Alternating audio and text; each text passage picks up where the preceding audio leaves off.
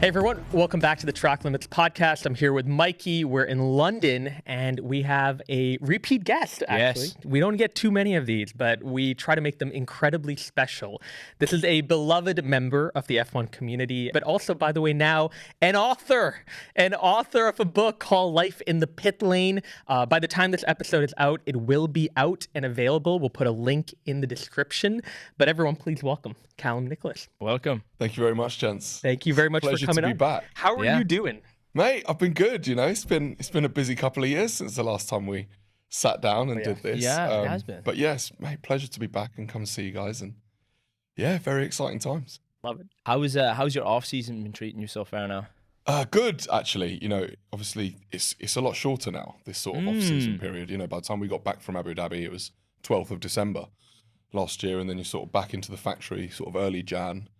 So it's not the sort of long period that we used to get. You used to get like pretty much a month and a half, 2 months at home. Yeah.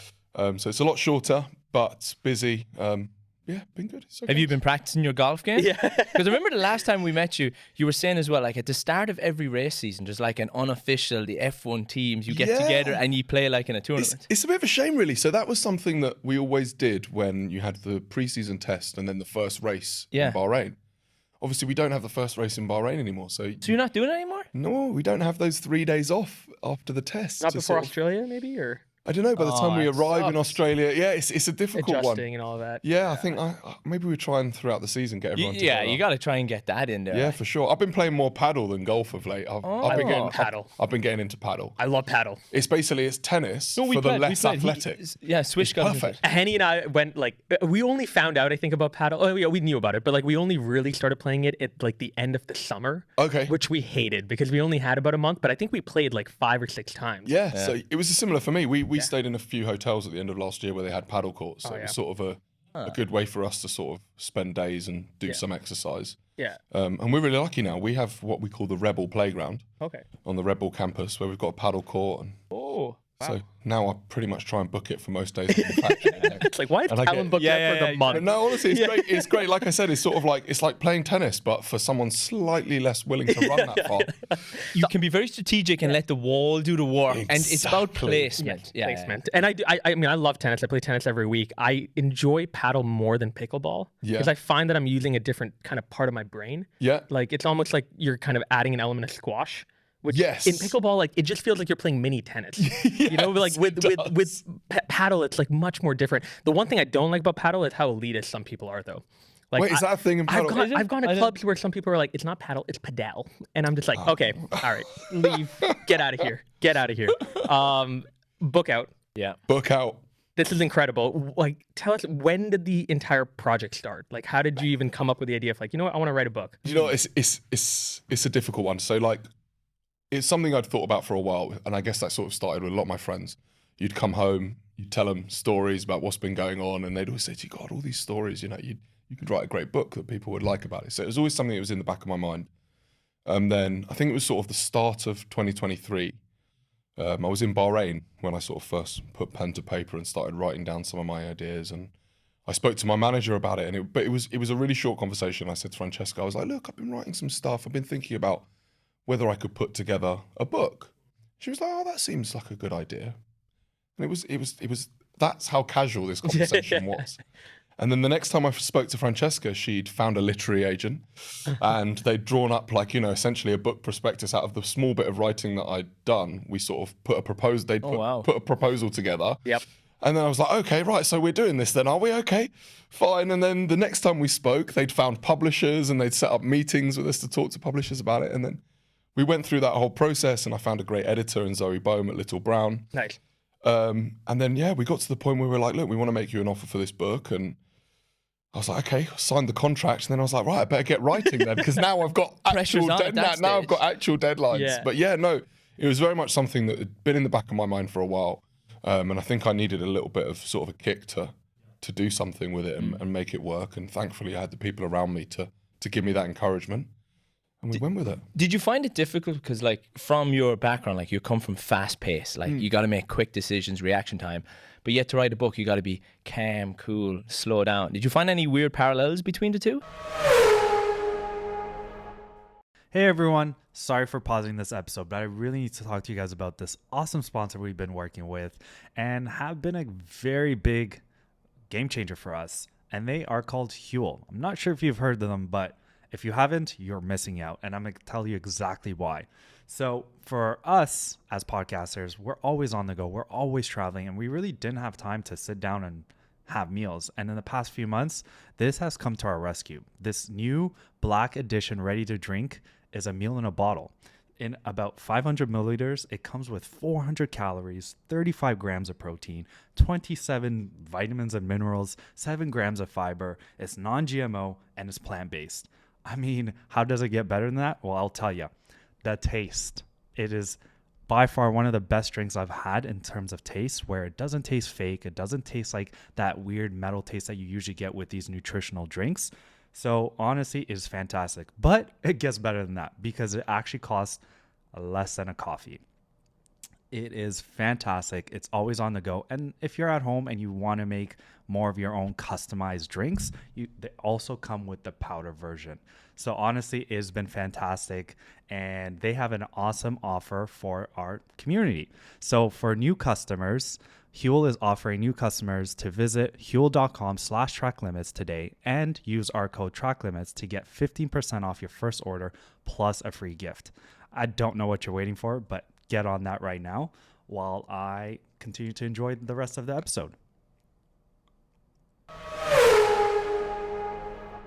One of the things that I found is obviously with the sport moving so quickly, I found that there were things that I'd wrote really early on, things that I'd written down and I thought they were really good and they were done. And then things change and you end up having to go back and actually reconsider that and reshape it, or perhaps you have to add more context to, because by the time the books come out, you don't want it to be sort of out of date, if you like. You want it to still be, relevant. I knew that, this book, we targeted this year for it. And I thought to myself, okay, but I'm writing now, but what's going to change? So that was one of the things that was sort of a little bit difficult, just tricky, because the sport moved so quickly. Other than that, it was really nice. It was, I was, the thing that I needed the most help with, it wasn't necessarily the content. Like I wrote the whole book. The publisher were great, and they, one of the things they say to you when you take on a book contract was, if you want a ghostwriter, we can, you can sit down with someone and they'll write in your style. And I thought to myself, as convenient as that would be, like I took great pride in all of the content I put in there. So one of the things that I really just needed a bit of help was with structure. And Zoe was amazing with that and helped me sort of put things where I needed and make it so that it was really readable and enjoyable for people to sort of have a storyline, but get the information that I wanted to give them. So there were plenty of little things that sort of cropped up. But in terms of the actual writing, there wasn't a great deal that I really struggled with. There's a very sort of personal bit where I talk about my relationship with Jules Bianchi and that accident that was quite hard. It was difficult. Yep. But other than that, it's been a really, really enjoyable process, sort of learning. It's been a long time since I feel like I've learned something new about the sport that I already know about and loved. So that's been really nice. And then what about writer's block? Because it took me 3.5 years to write a much shorter version, by the way. I think my book was like 110 pages. I had a co-author, and he candidly wrote like a majority of it. But I constantly kept having an issue of I'd have ideas, I'd sit down, and then for some reason the words would leave my mind. Oh, really? Or I didn't feel inspired all the time. But you kind of have to be disciplined if you want to meet deadlines. How did you stay in that mindset? There were some really difficult points, and I wouldn't call it necessarily writer's block, but what I learned quite early on was that, I'm doing this during race seasons. So, a lot of my writing I was doing after I'd leave the track. I'd go back to the hotel room and I'd sit there on my laptop and try and get stuff done. But what I learned quite early on was that I couldn't write when I'd had bad days.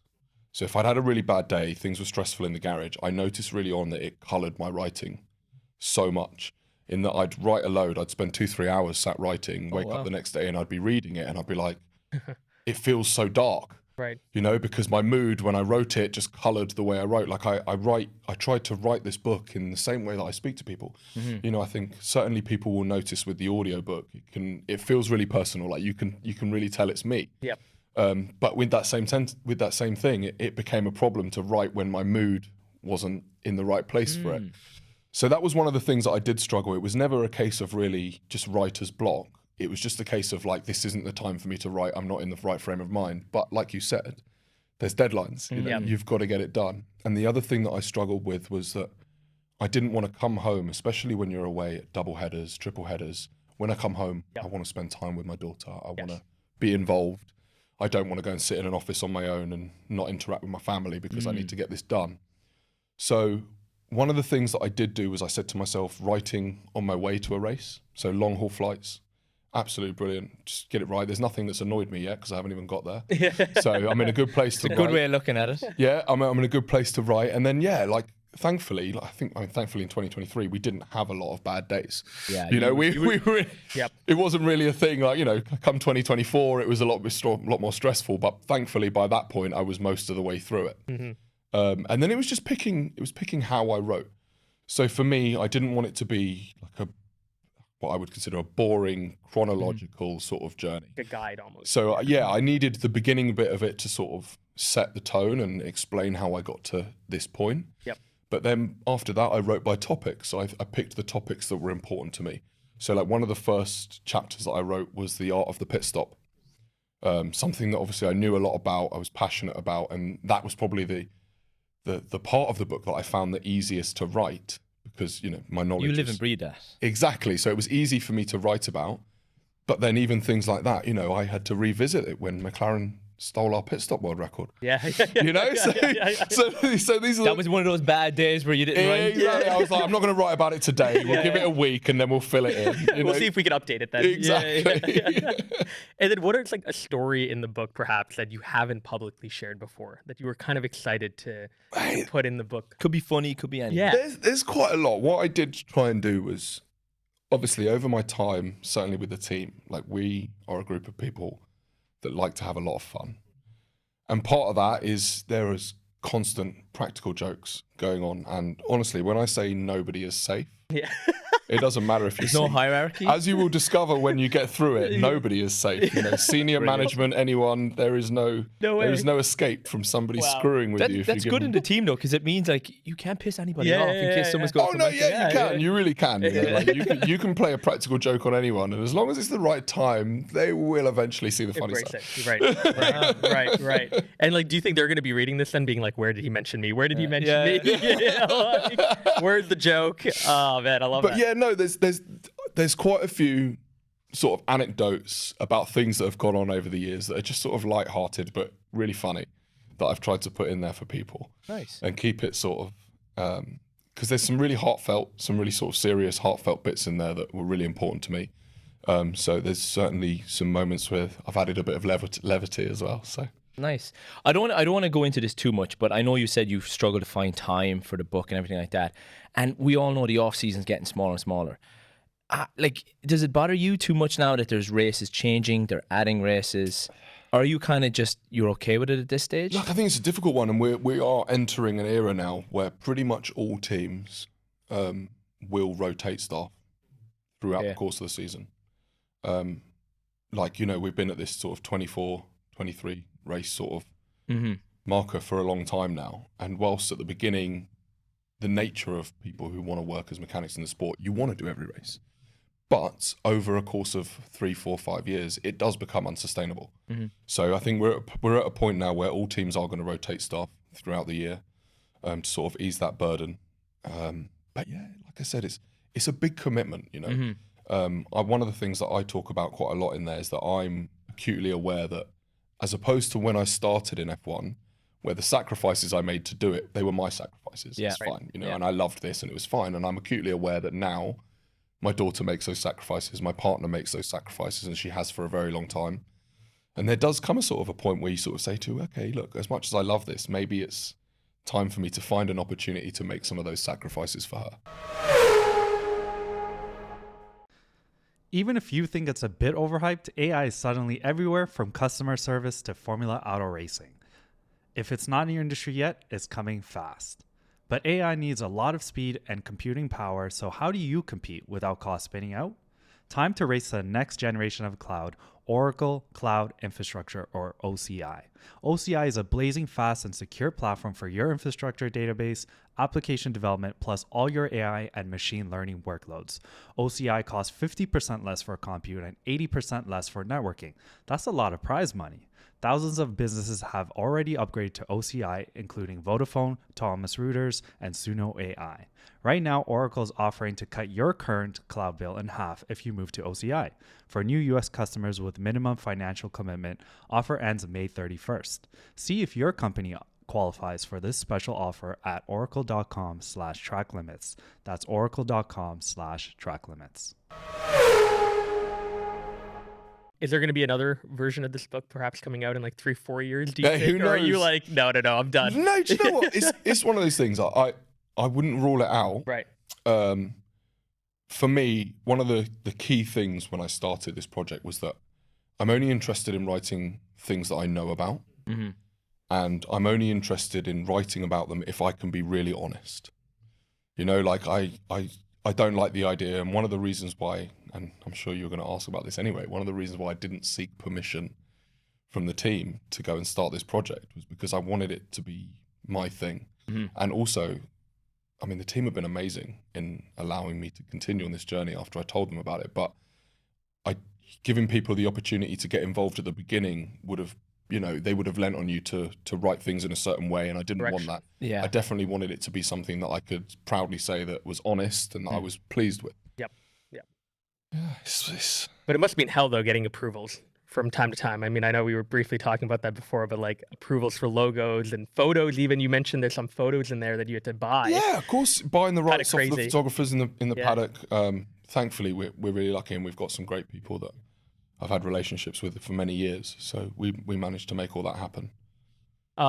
Season wise, because again, you mentioned 2023 was easier than 2024. Best season ever. Yeah, In a great season. Great Best season. It was a historic ever season, to be in fair. Formula One. He was getting bored at 2023. I wasn't bored, man. Yeah. I would do 2023 all over again. Yeah. Apart from Singapore, we get that one right. Yeah. Actually, it was funny. 2023 too, I think, was in Montreal when we yelled your name. Remember Yes, that? and you we saw me literally out- drove by and we yelled, Calum! Yeah. You were like walking back at I think you were with some of your Yeah, I friends, was. too. We were on our way back from McDonald's because that's how athletes eat. Yeah.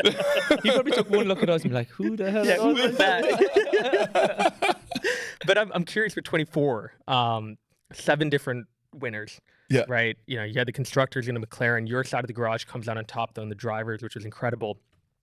What was the emotion that went through 2024? Did it feel like 2021, where now like the challenge is back on, the hunt is back on, or was it a little bit more like the culture within Red Bull was already built for this, and we were already going to take a lot of pressure regardless? I mean, that's absolutely true. Right. It's a lot of the people, obviously, the vast majority of the people in the garage as well, were used to that pressure. Anyone who survived 2021, Yeah. You were ready for it. But what I will say about 2024 was that's what I expected 2023 to be like. 2022, design office, they knocked it out the park straight away with the new regs. Yep. We knew it would take at least a season for people to catch up. But, 2023, we were fully expecting to go into that season with a fight on our hands.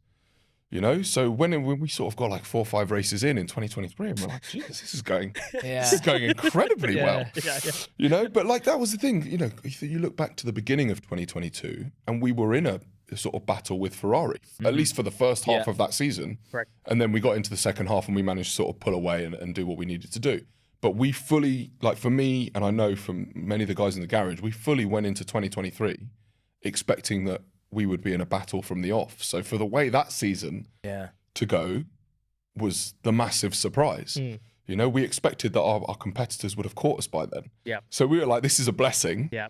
So we got to 2024, and eventually that that sort of challenge came, and we were like, right, let's get back to it. We're ready for this. We're not averse to it. Right. It was of course a great shame we couldn't manage to hold on to the constructors, but ultimately, the challenge itself, we're always ready. Do you take the pressure then, because you're on Max's side and then you have another side to the garage? Do you feel the pressure if they have a bad day, but you've had a good day? Because you can do everything right on your end. Like, is it a shared? It's a difficult one. Obviously, you know, I'm still responsible for the power units on both sides of the garage. Yep. So in that sense, provided that in my role, all of my work's been fine, I've done my job. You know, ultimately, other than for those 2 seconds in the pit lane, as a crew, there's not much else that we can do about what goes out on track. Fair. So it's difficult, and you know, I guess sometimes, and that's the other side of the garage, you don't want to be out here celebrating when they've had a shit day. Yeah. You know, like you don't want to be that, like they're your teammates. We're all still working together. You know, but to be fair, again, everybody knows how the game goes at points. It's not like anybody's taking it real personally. You know, it is just unfortunate. That's the situation we were in, and we just keep plugging away. What was the silver lining for 2024? Like, what was your favorite moment from that season? Brazil.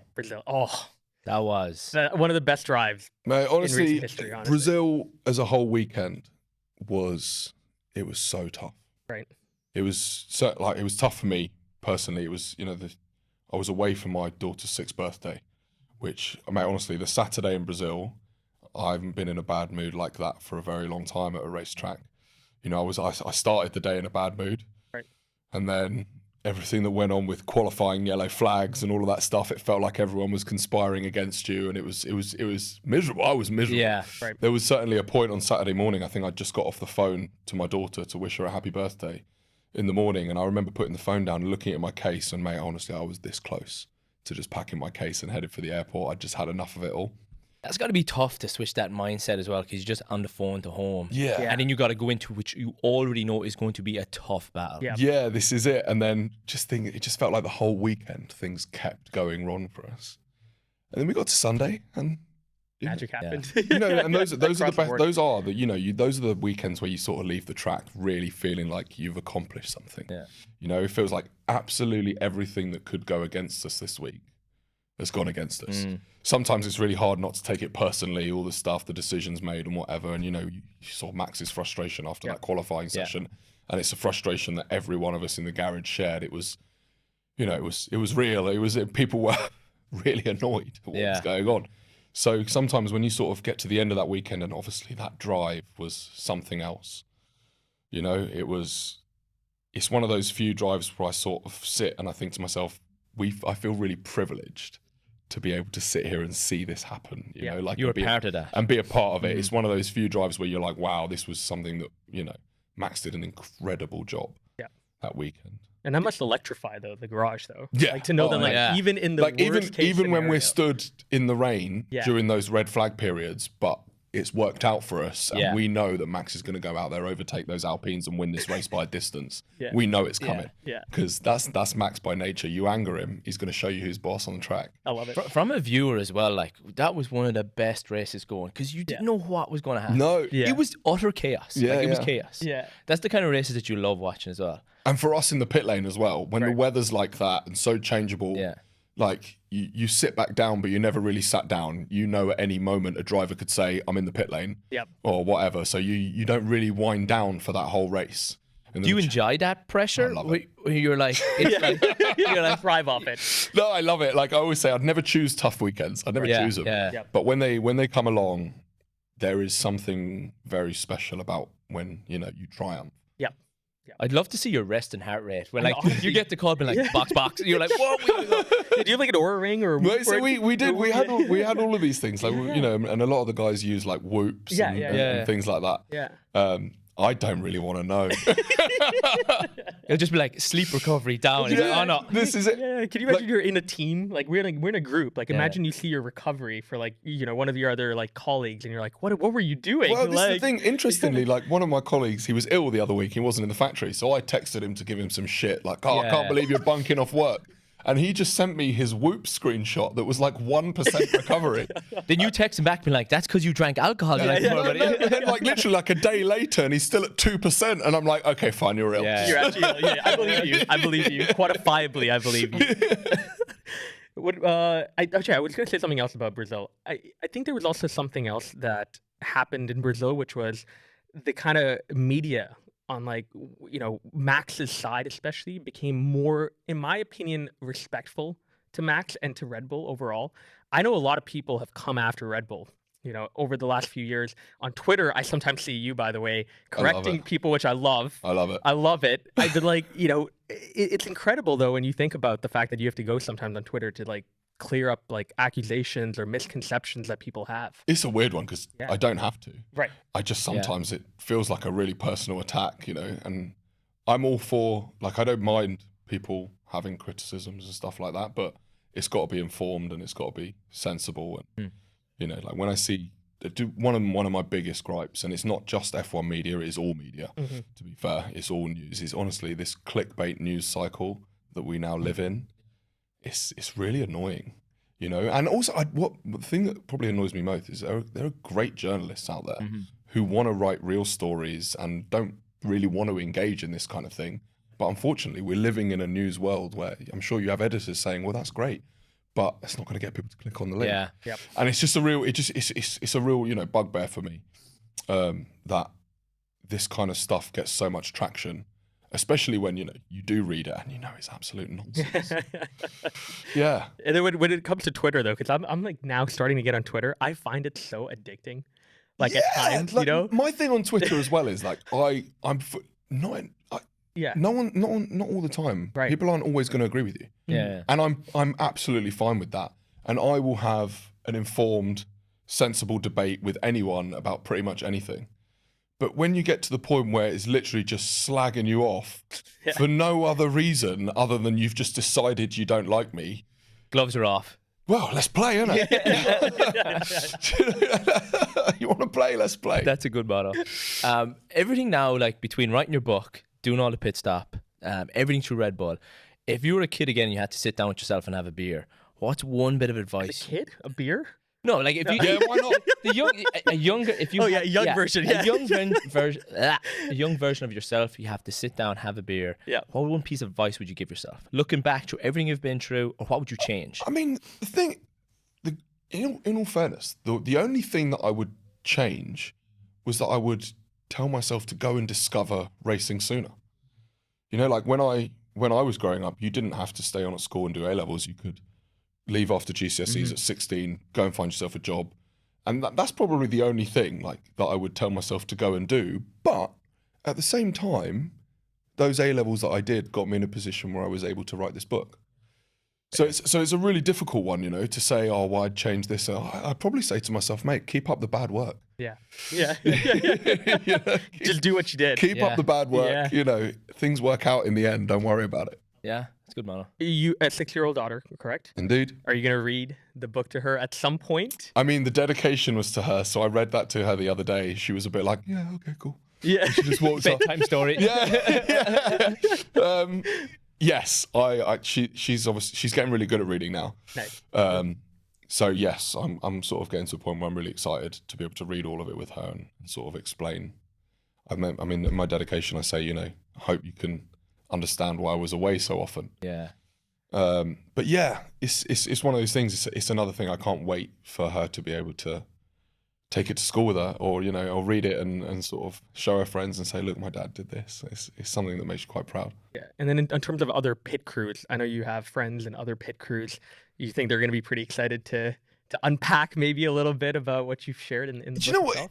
I think there's going to be obviously a certain amount of interest from people already working in the paddock. I think largely it's probably just going to be, I wonder what he's been able to write. Yeah. Yeah. They'd be like, what's his secret sauce? Like, what's What has he actually been able to put in this book Right. without really pissing everyone off? Yeah. So I think there'll be an interest, but ultimately, you know, I wrote it for fans of the sport that just wanted more insight, but I also wrote it for people who wanted to get into the sport and wanted an idea about how they can go about that. So I didn't necessarily write it for, you know, the small group of people in the bigger world, the small group of people that already work in the sport. But I think there's some bits in it that they are going to really enjoy. And you have an upcoming season, obviously, 2025.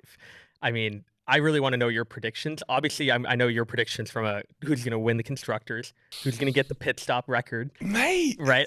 I feel like you should say Red Bull, right? mate, it's a really, really tough one because, you know, you look at this season and you look back at 2021 and you say, really, we could have all the ingredients for like a really, really big and exciting season here. You know, you look at where teams finish, and it's not just us and McLaren. You know, Mercedes are making progress, Ferrari right in there. making progress. Lewis, his new team, is going to be fired up, and I think that, you know, those two, Charles and Lewis together, could be a really formidable sort of team to take on if the car is there for them. Yep. So I think there's a potential for it to be super tight. I will always bet on the people in that garage. But yeah, who knows? And then even with Max, new teammate. Yeah. Right? Liam Lawson. Like, what do you, like, I don't know if there's rumblings, but like, I know there's a lot of respect for Liam within Red Bull. But like, to be Max Verstappen's teammate, like we've talked about, it's probably the hardest job in F1. By fair. Absolutely is. It's really hard. Yeah. I think that from my interactions with Liam, he seems like someone who's got a very level head. He seems like the kind of guy that's really focused and really calm. And I think he's going to be well placed to deal with that. It'll just be about sort of him managing that and sort of being able to just say, look, you know, I'm here to essentially a first season in a new car. I think he's sensible enough to take it as a learning opportunity and see where we go. I think it could be really great. You know, I think also Max as a mentor for Liam will be really good. You know, obviously, I mean, it's the same for me. Whenever I'm doing stuff, like I like playing golf with people that are way better than me. Yeah, because it helps me lift my game, and I imagine it will be the same for Liam. And Max, I think, will be brilliant at helping Liam to achieve those things and sort of grow and fit in and feel really, really comfortable quite quickly. That's good to know too, because I feel like a lot of people who watch F1 might not know that like someone like Max would go out of his way to help his teammate.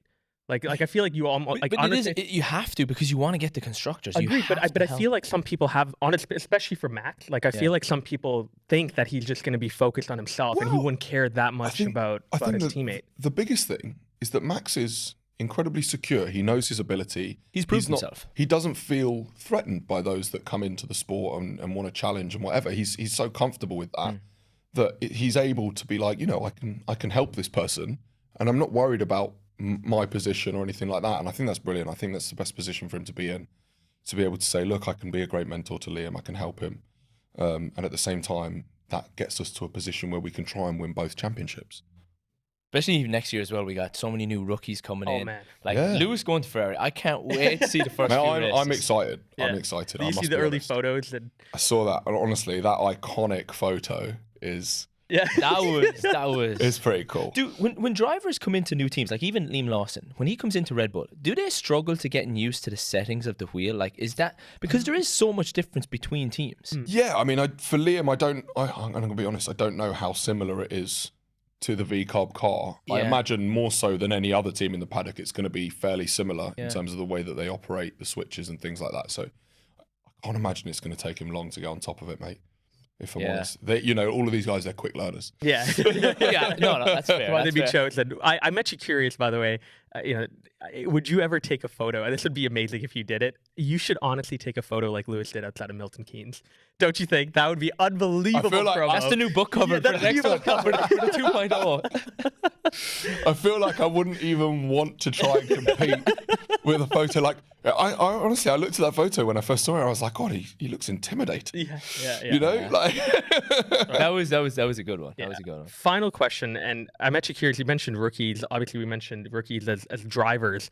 Rookies obviously come in every form, though. You have probably people on the pit crew who are new as well. Absolutely. What do you do to mentor new members when they come in, even again if they're not on your side of the garage? I think, and it's more than just a race team thing for us. I think one of the things that all new starters at Red Bull will always say is how quickly you feel at home.